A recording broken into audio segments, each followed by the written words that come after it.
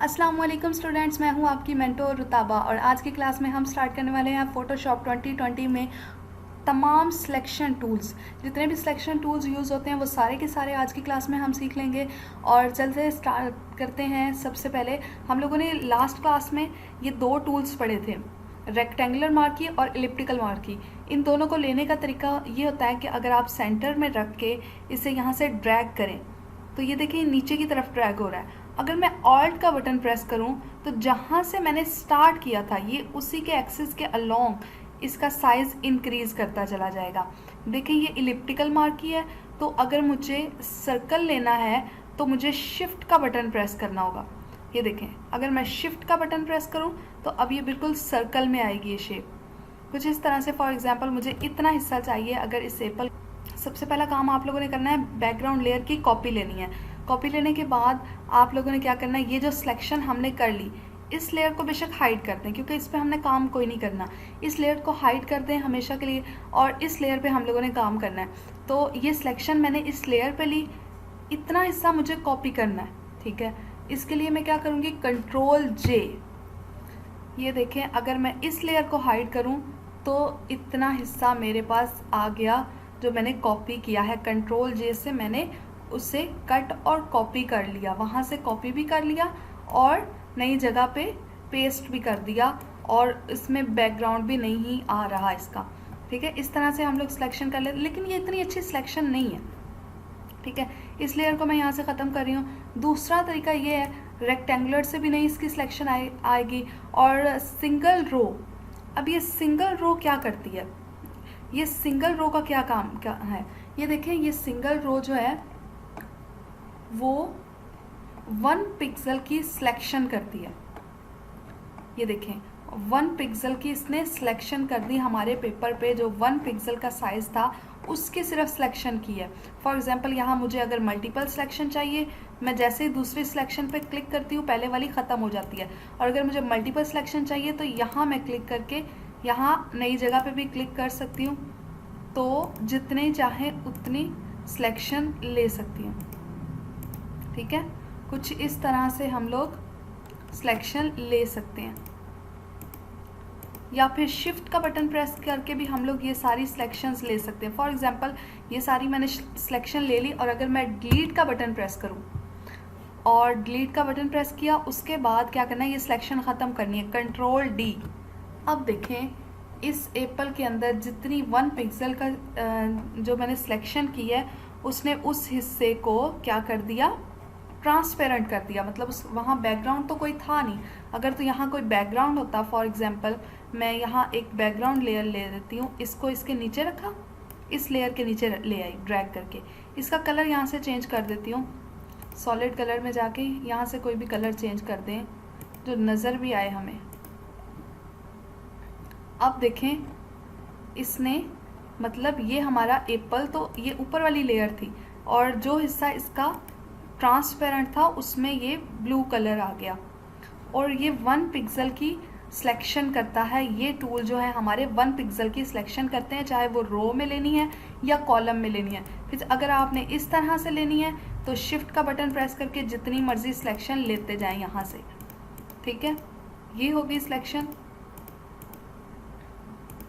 Hope इन दोनों tools की आपको समझ आ गई, ये किस तरह की सिलेक्शन लेते हैं। और डिलीट का बटन प्रेस करके हम इस सिलेक्शन को डिलीट कर देंगे और उसके बाद कंट्रोल डी इस सिलेक्शन को ख़त्म करने के लिए, ठीक है। ये देखिए 1 पिक्सल की उसने सिलेक्शन की और इस एप्पल में से उस हिस्से को रिमूव कर दिया। अब देखिए, अगर मुझे ये काम नहीं चाहिए, लेयर्स पे काम करने का क्या फ़ायदा है, जब मर्जी से पकड़ो यहाँ से डिलीट कर दो, इस लेयर को डिलीट कर दो, हमारे पास वापस अपना पहले वाला आर्टवर्क आ गया। अब इसे क्या करेंगे, इसकी दोबारा से एक कॉपी ले लेंगे और इस पे दोबारा काम कर सकते हैं। दूसरी चीज़, अब दूसरी सिलेक्शन है हमारे पास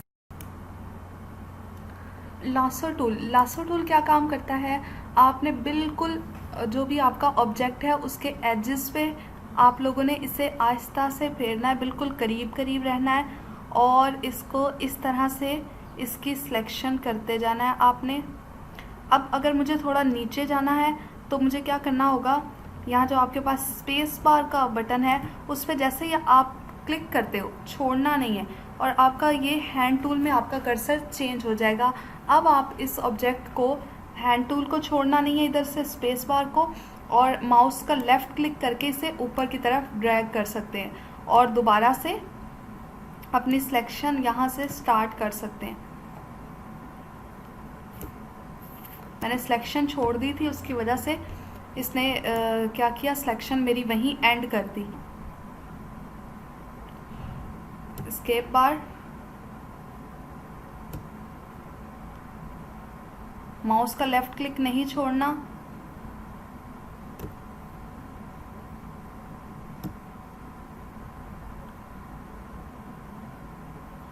ये मैंने एक रैंडम सी सिलेक्शन ली है, क्योंकि इतनी तेज़ी से जब हम सिलेक्शन लेते हैं वो कुछ इस तरह की आएगी।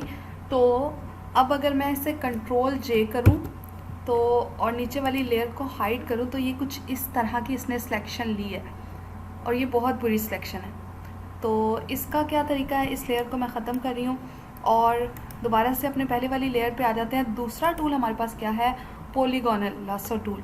अब ये पॉलीगोनल लासो टूल ये किस लिए काम आता है, ये बिल्कुल स्ट्रेट एजेस का कोई भी ऑब्जेक्ट हो उसकी सिलेक्शन के लिए यूज़ होता है कुछ। तो इसको मैं किसी और इमेज पे समझा देती हूँ आप लोगों को कि ये हम लोगों ने जो हमारा पॉलीगॉन स्ट्रेट टूल है वो किस तरह यूज़ होता है। ये देखें, इस तरह के इमेज की सिलेक्शन के लिए इस तरह से हम इसकी सिलेक्शन कर लेते हैं।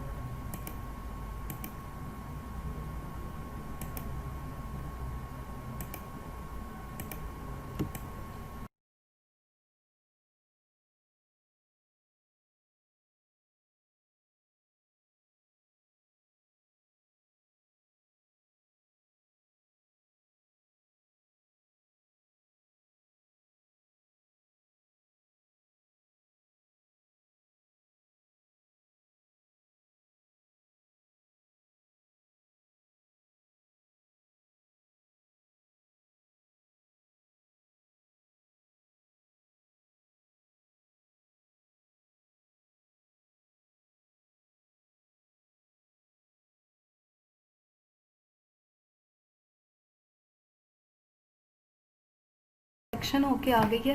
कंट्रोल ज़ीरो करती हूँ मैं इसको, इमेज को कैनवस पे फिट करने के लिए।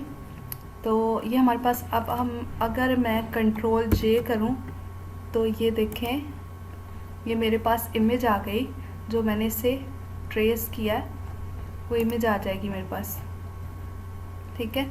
और इस तरह से हम लोग किसी भी इमेज की सिलेक्शन कर सकते हैं इस टूल से, जो बिल्कुल स्ट्रेट एजेस के हमने सेलेक्ट करने हो अगर। तो वापस अपनी इमेज पे आ जाते हैं। दूसरा टूल था हमारे पास मैग्नेटिक लासो टूल। अब ये मैग्नेटिक लासो टूल क्या काम करेगा, ये देखिएगा।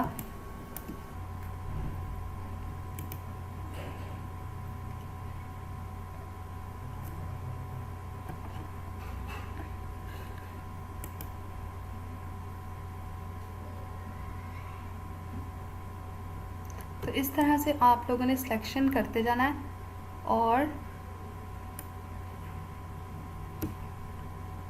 स्पेस बार जो है आप अपनी उस वक्त तक नहीं छोड़नी जब तक वापस आपका कर्सर उसी पॉइंट पे नहीं आ जाता। ये देखें, स्पेस बार से मैंने उसे मूव किया, लेकिन कर्सर अपना वहीं रखना है आपने। स्पेस बार और माउस का लेफ्ट क्लिक से हम इसे मूव करते हैं।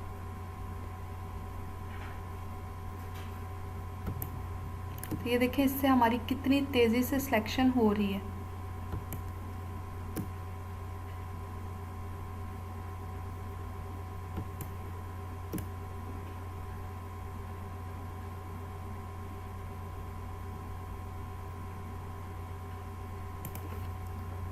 तो ये इसने हमारे एप्पल की सिलेक्शन कर ली। कंट्रोल जे करते हैं, न्यू लेयर पे जाके देखते हैं किस तरह की सिलेक्शन की है।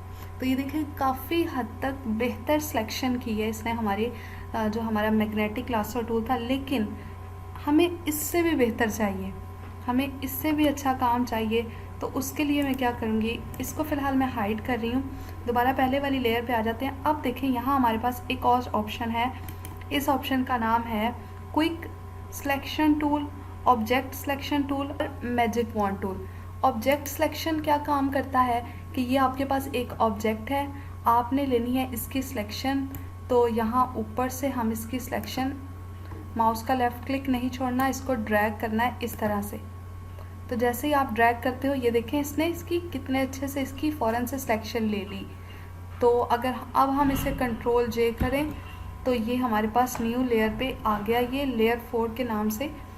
तो मैं इसे दिखा देती हूँ, ये देखें ये हमारे पास नया ऑब्जेक्ट आ गया। तो अगर इससे भी बेहतर हमें सिलेक्शन लेनी है, इस लेयर को भी मैं हाइड कर रही हूँ। ये सारी लेयर जितनी भी मैंने यूज़ की है मैं उसको हाइड करती जा रही हूँ।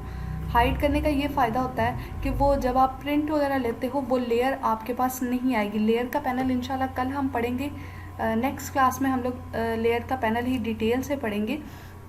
अच्छा, दूसरा हमारे पास एक होता है जिस तरह हमने लिया ये selection tool, object selection tool. इसके बाद याद रहे कि आपने जब भी सिलेक्शन लेनी है बैकग्राउंड लेयर पे ही लेनी है, क्योंकि इन तमाम लेयर पे जैसे ही हम क्लिक करके कोई भी सिलेक्शन लेते हैं वो तो पहले से ही जो है ना वो ट्रांसपेरेंट है। तो हमने इस ऑब्जेक्ट पे रहते हुए बैकग्राउंड जो है ना कॉपी वाली जो लेयर है इस पे रहते हुए काम करना है। अच्छा, दूसरा हमारे पास है एक सिलेक्ट ऑब्जेक्ट। ये देख रहे हैं आप एक ऑप्शन, अगर हम जस्ट इस पे क्लिक करें, इमेज हमारी सिलेक्ट है, ये देखें, और यहाँ से जस्ट एक बार क्लिक किया है सिलेक्ट ऑब्जेक्ट पे और ये खुद ही आपकी इमेज को सिलेक्ट कर देगा। देखा कितना आसान है। उसके बाद दूसरा ऑप्शन है आपके पास क्विक सिलेक्शन टूल। इस सिलेक्शन को ख़त्म करना है, कंट्रोल डी कर दें। उसके बाद है quick selection tool. Quick selection tool क्या करेगा, ये आपके पास एक ब्रश आ गया जिसका साइज़ आप इंक्रीज़ या डिक्रीज़ कर सकते हो। किस तरह, आपका जो ओपन एंड क्लोज ब्रैकेट है उनके साथ हम इसका साइज़ इंक्रीज़ या डिक्रीज़ कर सकते हैं। तो ये देखें फ़ौरन से इसने भी सिलेक्ट कर लिया। अब देखिए कुछ हिस्सा इस तरह का है जो आपको लग रहा है कि ये हिस्सा जो है यहाँ से रिमूव होना चाहिए। ब्रश का साइज़ डिक्रीज़ करें और ऑल्ट का बटन प्रेस करें। देखिए पहले ये प्लस का साइन था इसमें, जैसे ही मैंने ऑल्ट का बटन प्रेस किया तो ये माइनस में कन्वर्ट हो गया। अब इस हिस्से में कुछ इस तरह से फेर दें और ये आपकी सिलेक्शन कर देगा। अगर ये ज़्यादा अंदर चला जाए तो उसका क्या तरीका है, ऑल्ट का बटन छोड़ दें और ये प्लस हो रहा है तो यहाँ से कुछ इस तरह से हम वापस इसको सिलेक्ट कर सकते हैं। ठीक हो गया। उसके बाद हमारे पास जो दूसरा टूल है, इस सिलेक्शन को भी मैं ख़त्म कर रही हूँ।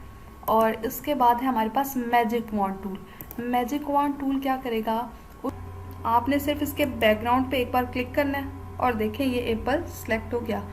अभी तो फ़िलहाल ये बहुत ऑपोजिट कलर हैं, वाइट है रेड है, इसलिए ये जल्दी सेलेक्ट हो गया।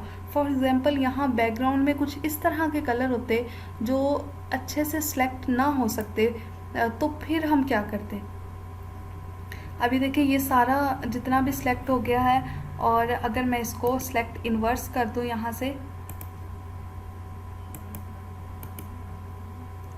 सेलेक्ट इन्वर्स, ये देखिए अंदर वाला हिस्सा सारा सेलेक्ट हो गया। बाहर वाले हिस्से को मैंने सेलेक्ट किया करके उसको सेलेक्ट इन्वर्स कर दिया तो ये अंदर वाला सारा हिस्सा सेलेक्ट हो गया। ये तरीका भी समझ आ गया। ये तीनों तरीके आपको समझ आ गए। इनमें से ये जो ऑब्जेक्ट सिलेक्शन टूल है इससे बेहतर है हम सेलेक्ट सब्जेक्ट कर लें। ठीक है, और ये तीनों भी आपको समझ आ गए हो। अब मैं बताती हूँ कि ये जो मैजिक वॉन्ड टूल है ये किस तरह काम करता है। फॉर एग्ज़ाम्पल ये उनके लिए दोबारा से यहाँ क्लिक किया तो देखें इसने कितना अच्छे से सिर्फ उसी कलर के कलर को पिक किया। अगर यहाँ से टॉलरेंस और कम कर दूँ तो ये बहुत अच्छे तरीके से सिर्फ उसी कलर को पिक करेगा, देखें। और शिफ्ट का बटन प्रेस करके हम ज़्यादा एरिया भी सिलेक्ट कर सकते हैं। इस हिस्से का अगर मुझे कलर चेंज करना है तो हम इस टूल से सिलेक्ट करके चेंज कर सकते हैं कलर। ठीक है, और अगर हम मुझे पूरा का पूरा बैकग्राउंड स्काई का चेंज करना है तो उसके लिए हमारे पास क्विक सिलेक्शन भी टूल है। क्विक सिलेक्शन से जस्ट आप एक बार इस तरह फेरें और ये सारा हिस्सा सिलेक्ट हो गया। इस सारे को हम लोग इस तरह से, एक मिनट, लेयर के पैनल में आके सबसे पहले कॉपी लेके ये हमारे पास जो बैकग्राउंड इमेज है इसको सेलेक्ट इन्वर्स कर दें। नीचे वाला हिस्सा सेलेक्ट हो गया, कंट्रोल जे कर दें। इस लेयर को 1 मिनट गायब कर दें इन दोनों को। ये देखें उसने उसका सारा बैकग्राउंड जो है वो रिमूव कर दिया। फॉर एग्जांपल मैंने एक और इमेज यहाँ ओपन करके रखी हुई है। ये स्काई मुझे फॉर एग्जांपल पसंद है, इसको वहाँ कैसे लेके जाना है, इस स्काई को यहाँ से ड्रैग करके लेके जाना है, लेकिन पहले इसको लॉक ख़त्म करना है। लॉक कैसे ख़त्म करना है, डबल क्लिक करें तो यहाँ ये जो विंडो पेयर होती है, यहाँ इसको लेयर का नाम भी दे सकते हैं या फिर वैसे ही ओके प्रेस कर दें। अब इसको यहाँ से पकड़ के हम ड्रैग करके लेके जा सकते हैं अपनी लेयर पर। ये थी हमारी लेयर, यहाँ आके इसको ड्रॉप कर देना है, ठीक है। अब इसका साइज़ देखें बहुत छोटा है, इसका साइज़ कैसे इंक्रीज़ करना है, Ctrl+T फॉर ट्रांसफ़र। ऑल्ट का बटन प्रेस करेंगे तो ये देखें प्रोपोर्शनली इसका साइज़ इंक्रीज़ होगा। तो ये देखें हमने इस इमेज पे इसको फिट कर दिया। अब इसको बैक पे लाना है इस इमेज के, तो इस इमेज को पकड़ के ऊपर की तरफ ट्रैक कर दिया। तो ये देखें पूरा स्काई हमने चेंज कर दिया। पहले किस तरह का था स्काई,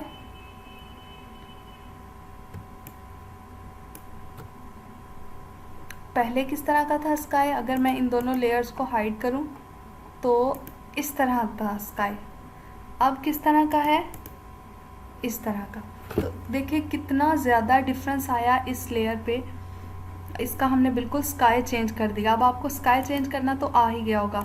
और सिलेक्शन टूल किस तरह, ये तीनों सिलेक्शन टूल हम लोगों ने यूज़ किए हैं। स्काई चेंज किया है, उसके बाद एक और चीज़ देखें। अब यहाँ इस शेप में एजेस देखें कितने अजीब से हैं, मतलब यहाँ क्विक सिलेक्शन टूल भी शायद अच्छे तरीके से काम ना करे। अगर मैं ये लेयर लूँ और क्विक सिलेक्शन करूँ तो ये देखें ये इतने अच्छे से क्विक सिलेक्शन काम नहीं कर रहा, इसका ब्लैक वाला हिस्सा छोड़ता जा रहा है, ठीक है।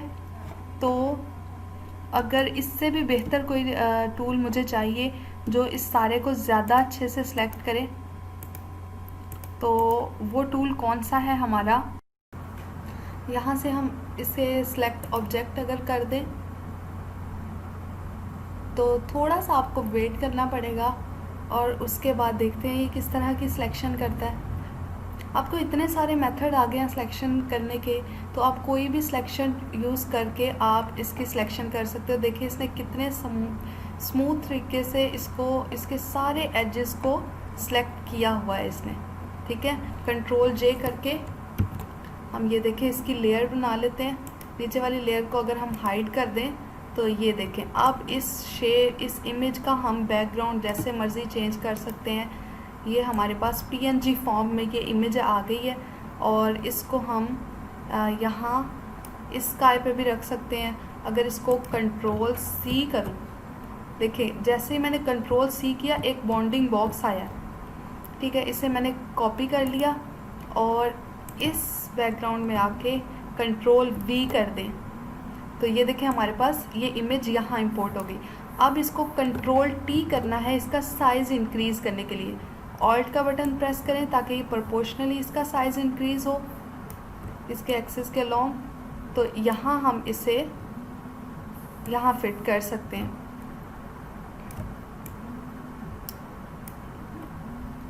इसके बाद आपके पास एंटर का बटन होता है, आप कीबोर्ड से एंटर का बटन प्रेस करें तो ये यहाँ आपकी सिलेक्शन ख़त्म हो गई।